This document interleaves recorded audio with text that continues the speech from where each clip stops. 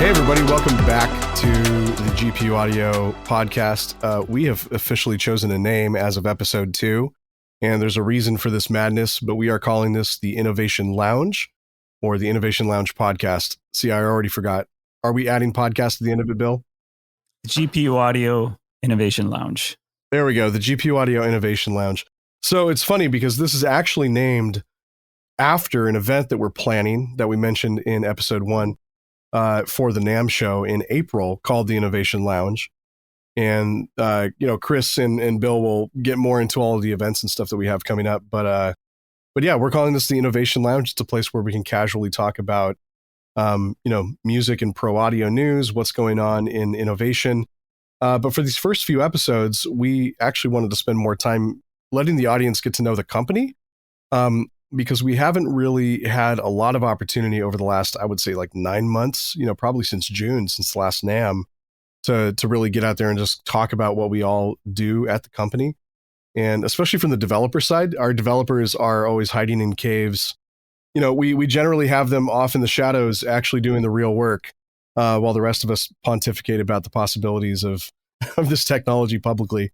So we're going to start to do that starting with today's episode. And I'm personally really excited to kind of get more into getting to know everybody, or allowing the audience to get to know everybody. So what do we have on our desks this week? That's an interesting way to ask.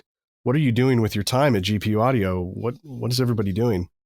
Okay, so I've been crazy busy planning the NAMM show, getting everything lined up, from all of the graphics and booths and organizing that and having meetings with our new partners, which we could not be more excited about the roster of partners that we have at the Innovation Lounge.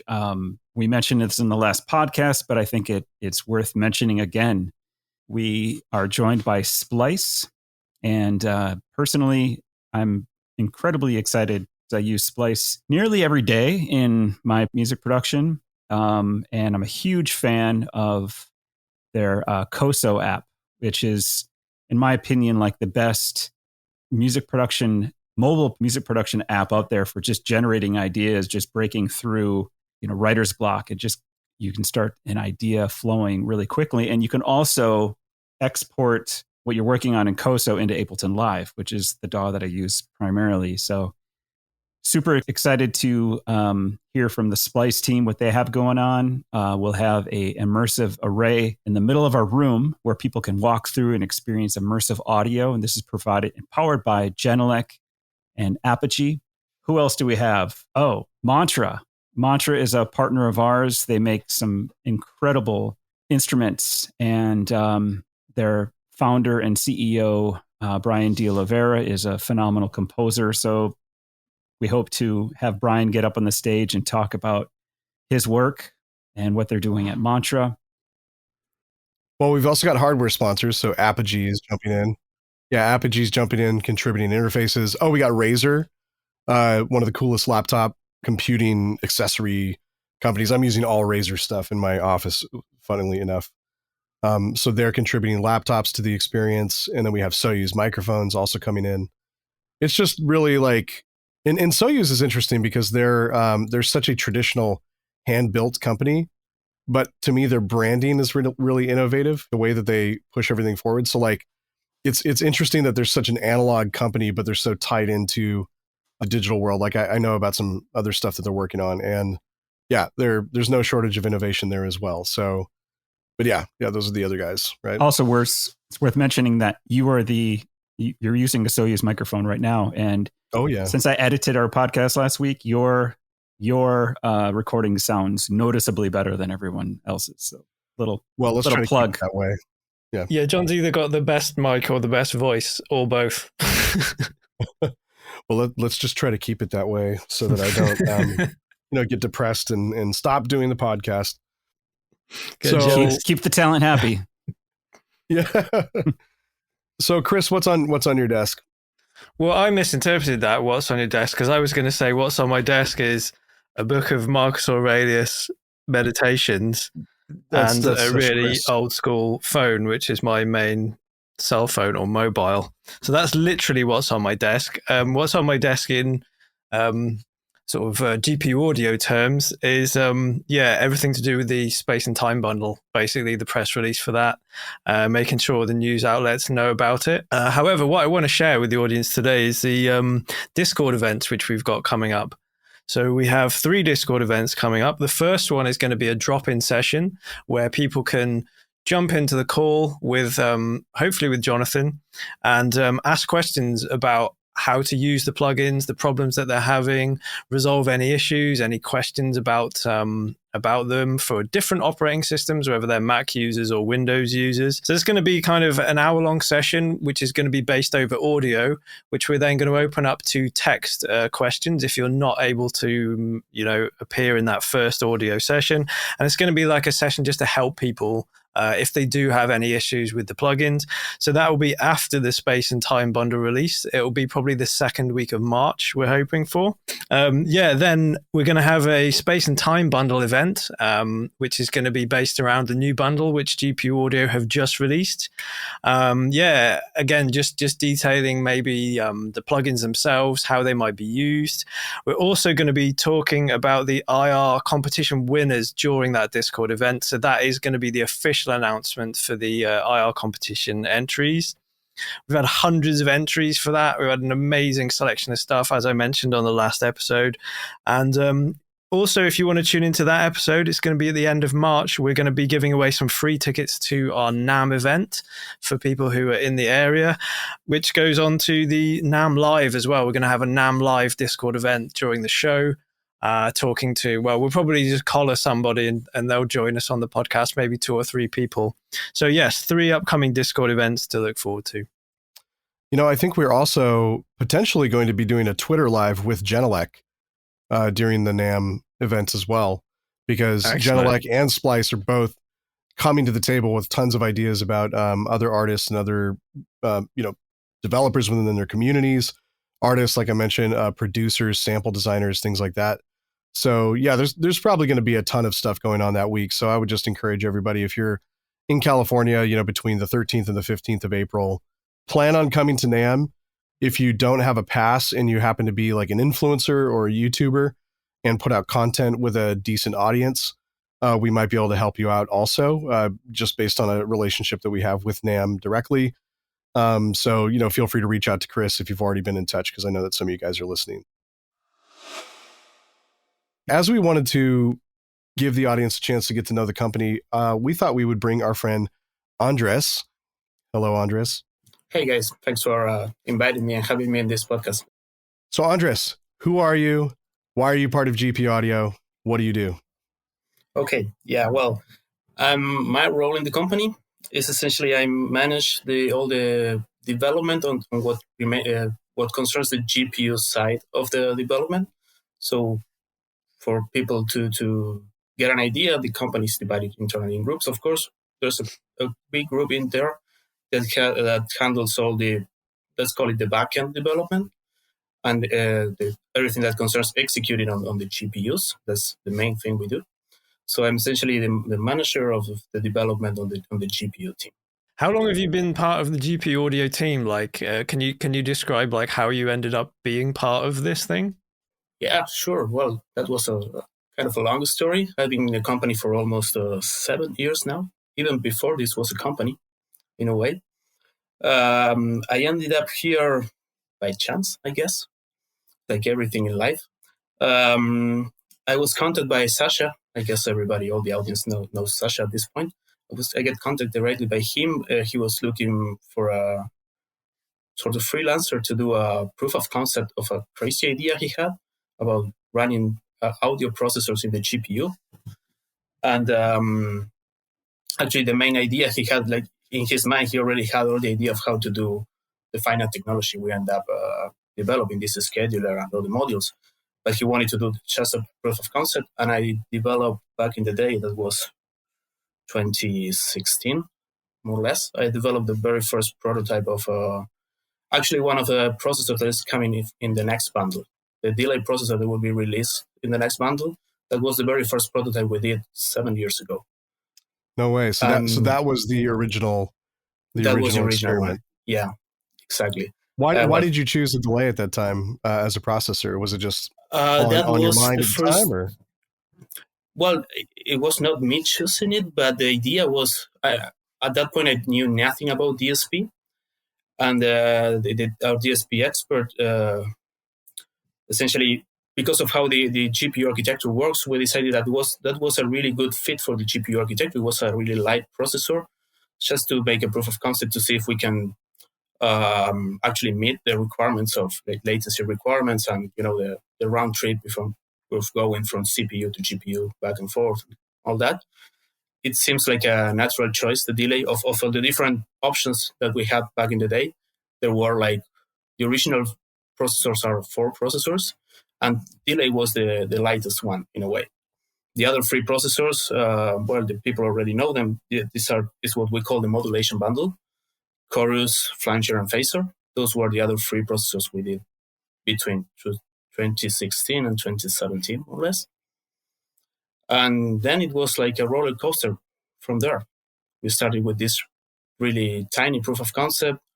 Marcus got on board with he's the mastermind behind the scheduler, essentially. I was originally on board to implement that, but based on a paper of him. And then when he joined the team, essentially he did that part. We started assembling everything together. And I think the first time I actually see the whole thing working in a DAW, like with the graphic interface and everything, is like early 2020. So it's been like 4 years before we actually see the whole product assembled and actually work in real time on a DAW. Like I recall that moment of connecting my guitar, playing my own song with my own effect, processing the audio. It was like, I don't know, like a really enlightening moment.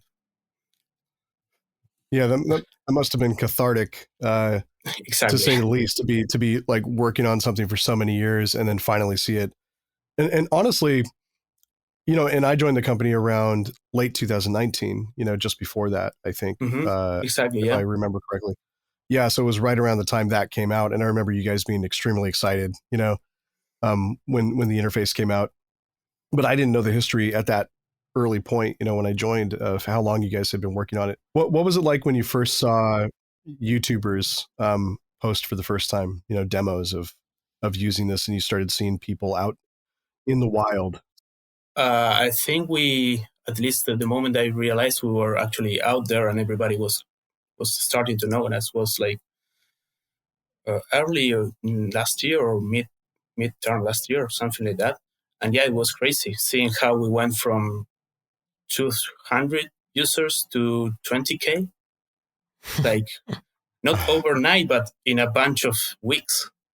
And that was crazy. I don't even know which are the numbers now. I'm a little bit disconnected from that part of the business, but it was crazy to see how the feedback, the Discord community. I joined the Discord community late last year, and there's a lot of people there really excited about what we're doing, really enthusiastic of giving us feedback, trying our early version of products that they know they are buggy or incomplete, but still they try them, they give us feedback to improve it, new ideas. A lot of people getting involved. So that's really exciting. What is that like as a developer, where you are so buried in the process, right, of creating something, of solving problems, of architecting a solution, that you don't really have a deep connection or understanding of what the demand is for something that you're building, until you finally see it hit the market? Well, I guess a way of reframing that is, am I right about that? Are you sort of buried in the process, and then you're sort of surprised when you see, oh my God, we went viral. People at NAMM are saying this is like as significant as MIDI. Were those kind of comments and stuff shocking to you? Absolutely, because it actually also works the other way around. Sometimes you think you have a great idea, like the best product, and it gets nowhere. Nobody cares about what you did, and you're really like in love with what you did. And sometimes you're just doing something you don't really know there's a community out there expecting it. And I cannot say it was the case, because I wouldn't have like trust the project for 7 years before, or 6 years before going public, if I wasn't expected the project to really be a success. But the way it went viral, like overnight, that was a surprise to me. I think that was actually you marketing guys doing your job really well, because it was like from literally 200 people knowing us to 20K, 25K. I don't know the numbers. I think we're like we're 25, over 25 or 100K now. 27. 127 now? Oh no! That's crazy. So in terms of like downloads and stuff, yeah, I think it's like around 27 or something like that. Oh, I kind of 27. lost track now. Now Chris is managing all this stuff,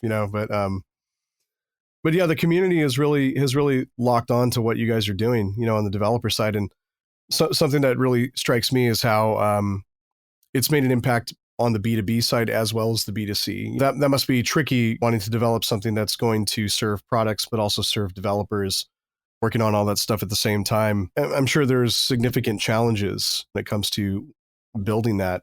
And you're actually the guy who has been, just for the audience's sake, Andres has given our keynotes, our technical keynotes and stuff at Audio Developer Conference and AES, along with other members of the team.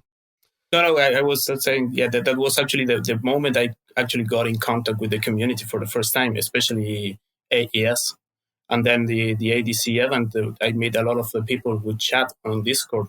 They were there to have a one-on-one conversation. And I see how excited they also are about what we're doing.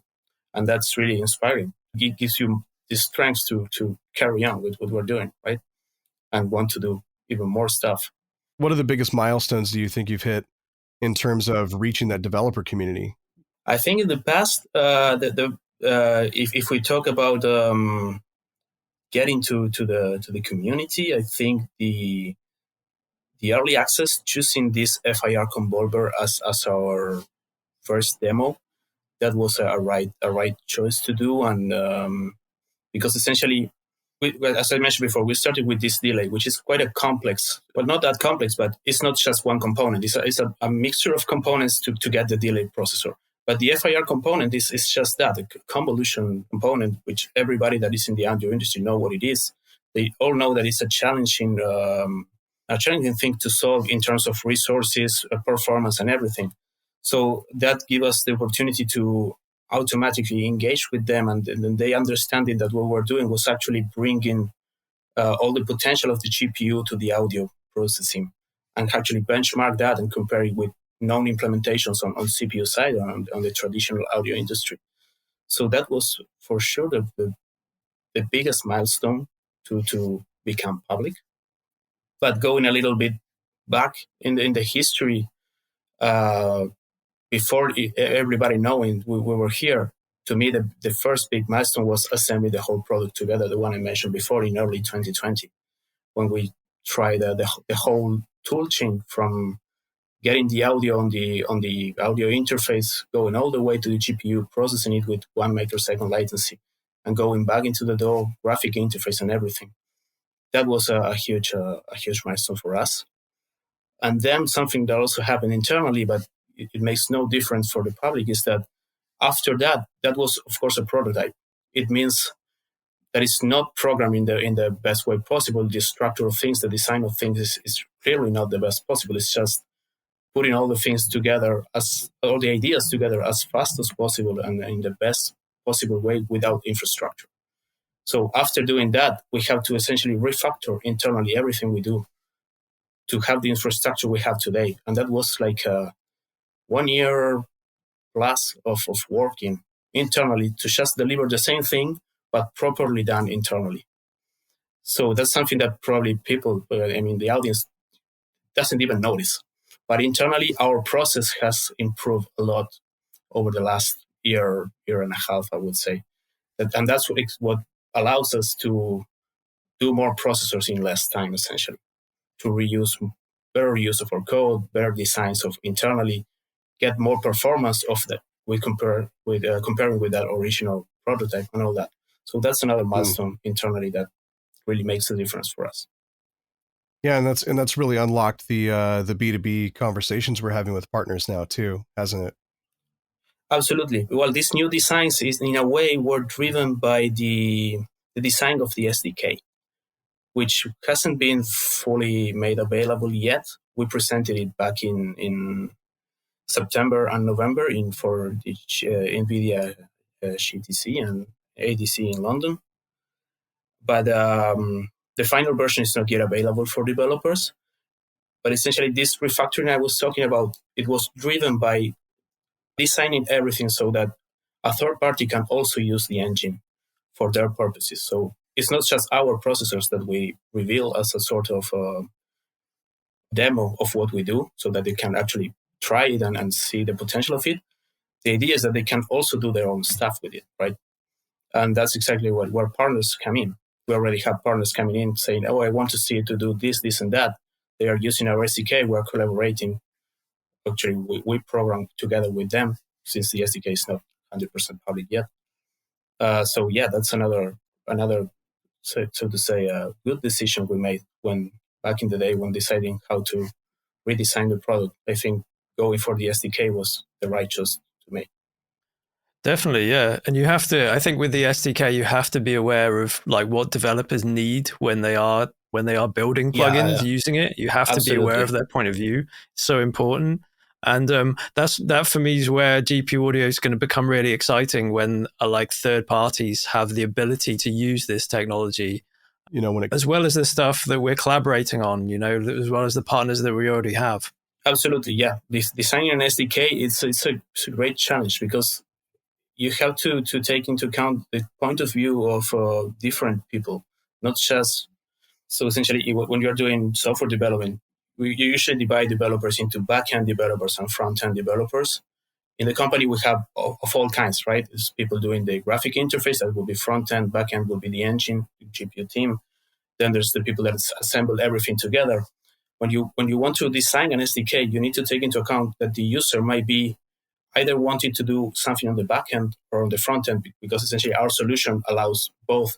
So you need to design things like a step on their shoes, so to say. Try to think like they think. So what is it that they want or they expect to see as an interface to do certain thing with our engine? So it involves a lot of people with different points of view, bringing their opinion and trying to consolidate all that into a single SDK. It's a huge challenge to actually bring together that. And just for the people who are listening, for the audience, what's the size of the team that you're within? Like, how many people are kind of working there together? Oh, well, the GPU team is 6 people. We're 6 people, counting me, and that's more or less the size of every team in the company. 5-6 people. That's what we have. And with these 6 people, we take care of the engine, which is the main component that makes GPU audio happen, and of the processors itself. So, for example, the DSP algorithms that run on the GPU, that's done on the GPU team. And also there's a third thing we do, which is this DSP library that we presented back in ADC. The idea is that we'll be bringing, as part of that SDK, some of the most common algorithm and data structures a developer needs to do DSP with the GPU. We will be bringing them as part of the SDK already redesigned for GPU, so that they don't have to, reinvent the wheel again. So that we also do that. But all that is based on, of course, prototypes. To do that, you need a deep DSP knowledge. So all that is based on prototypes coming from the DSP team. So there's another team doing the designs of the algorithms and the designs of the processors. So we base our development of the GPU on those prototypes. We just, not just, but what we do is we improve them. We optimize them for the GPU. And that's the version that people end up executing on their computers. On top of that, if you want a little bit more insight, on top of that, there's another team taking this backend and assembling together the VST plugins or whatever plugin format we want to make available. So they essentially bring together prototypes, not prototypes, the processors, the engine, the graphic interface, and assemble together the VST plugin or whatever format we're making available. That's another team. So Andrés, the obvious question that's been coming up a lot, and we've been getting a lot of inbound stuff from people who want to partner with us and build things with us. From an engineering perspective, I was wondering, if you could kind of give them your version of what GPU Audio has done to make it easy to use GPUs for processing on pro audio applications or use cases, and how have you guys simplified this process of making it possible to use this compute? A lot of people come in and they assume that it's going to be very complicated. They're going to need to be experts in CUDA. They're going to need to understand assembler level GPU architectural language and things like that. But that's not the case, correct?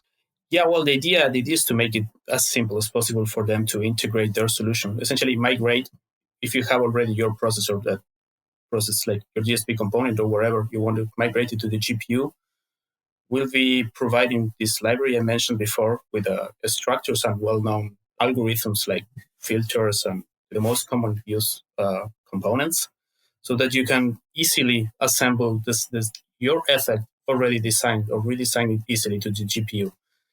The great thing about the engine is that it will abstract you completely of all these minor details of forwarding information back and forth between CPU and GPU, all the actual challenges of unlocking the real-time audio processing. They are solved by the engine. So that's like a black box to you. You just receive your audio buffer on the GPU. You apply your algorithm. You just need some basic knowledge, basic concepts of parallel programming. And that's it. You get your processor working on the GPU after that. That's the main idea behind this SDK we've been talking about.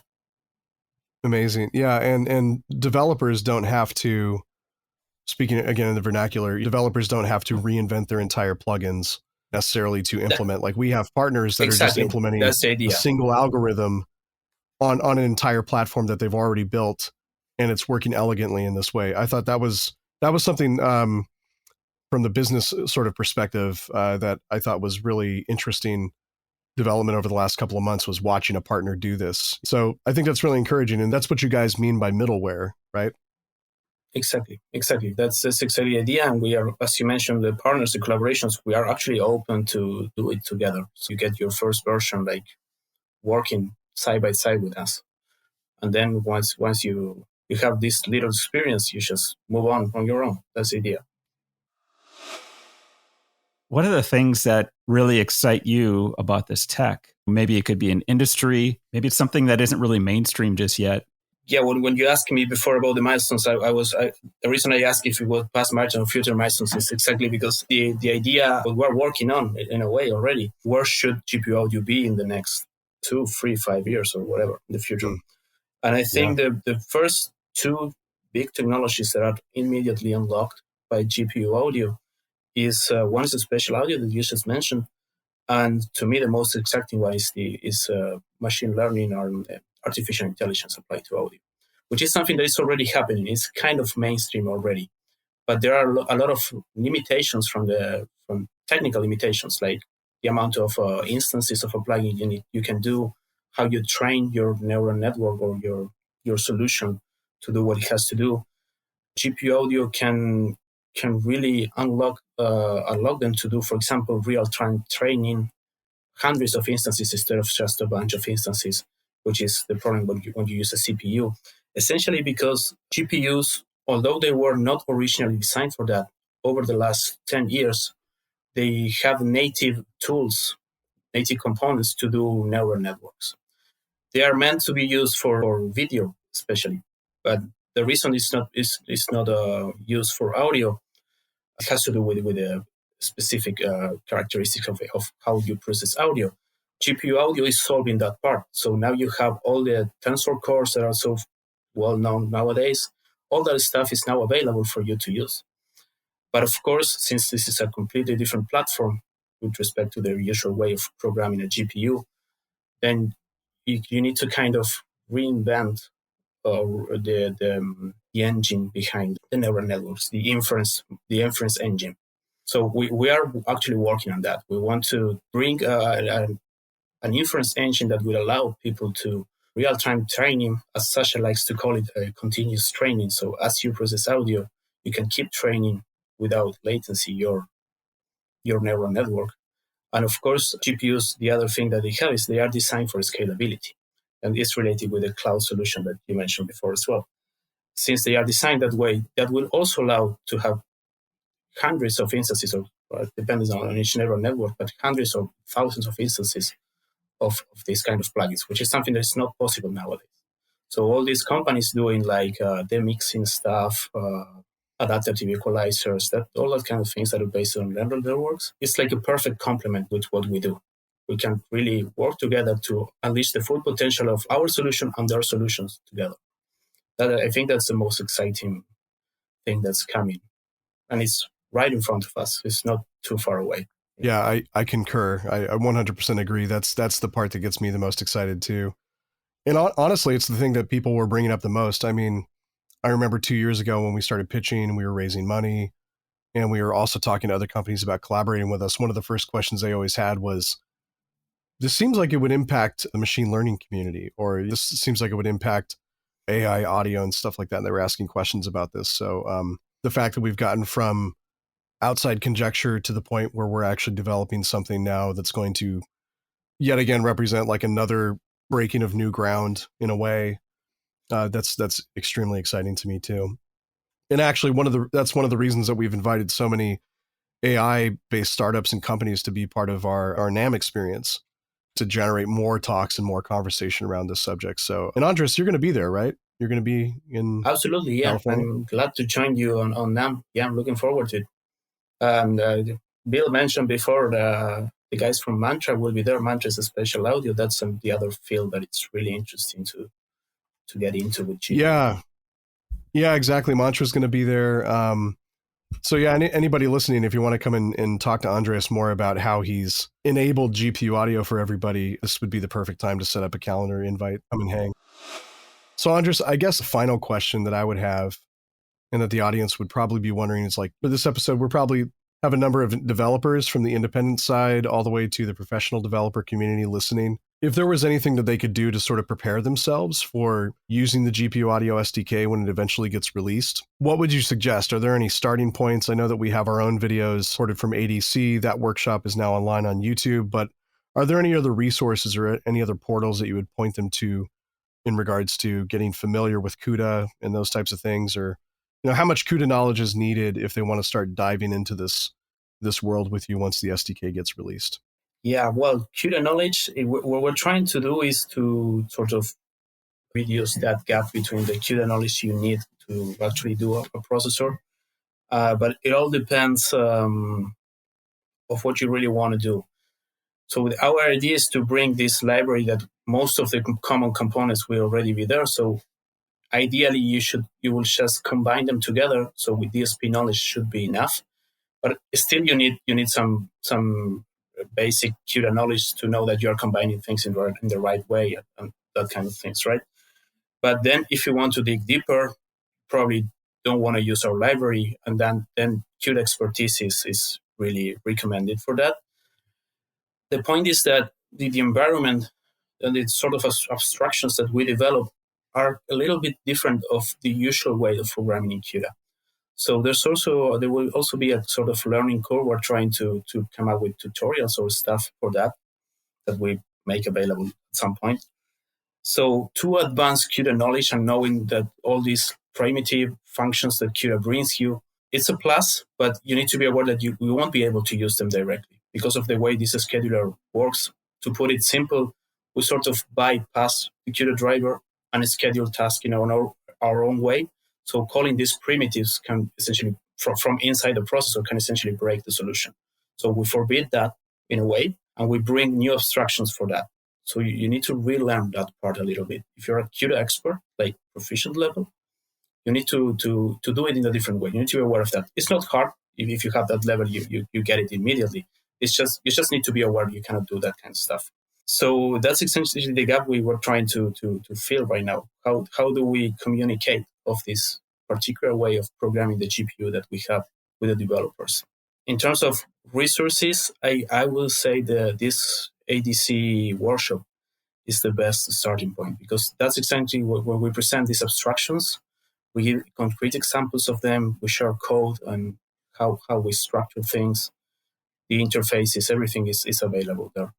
And it's not really a long lecture. I think it's 2 hours, right? So it's really short. With the examples. Yeah. And with the implementation exactly. examples, I think it's like maybe 3 hours at the most, but people can skip through it and find the spot that they Absolutely, need to get into the most. But what I really loved about that presentation is that you really gave it sort of a concrete example of the way things are implemented. So it gives people a vision for what it would look like to collaborate with GPU audio technology. And in these early stages of our company, that means directly collaborating with us, right? So building a product together. Absolutely, yeah. And you guys have done everything you can, like you said, to kind of start making it accessible to people and making it so that it's not, to use the vernacular, rocket science, essentially, to be able to process things on GPU. And I think that's what developers that we're working with so far have really appreciated about the solution. Let's have another episode like this where we can talk more about implementation. I think it'd be great to do a follow-up for the purpose of developers. And I think the audience would agree it'd be really interesting to kind of like expand on a use case and kind of go step by step through what it would look like. So yeah, we'll definitely do that again and maybe bring on Sasha to kind of ping pong with you about that. Sure, that would be great. Thank you very much for speaking to us, Andrés. Thank you guys for inviting me. It's been a pleasure. Yeah, look forward to hanging out at NAMM too. Yeah. Absolutely.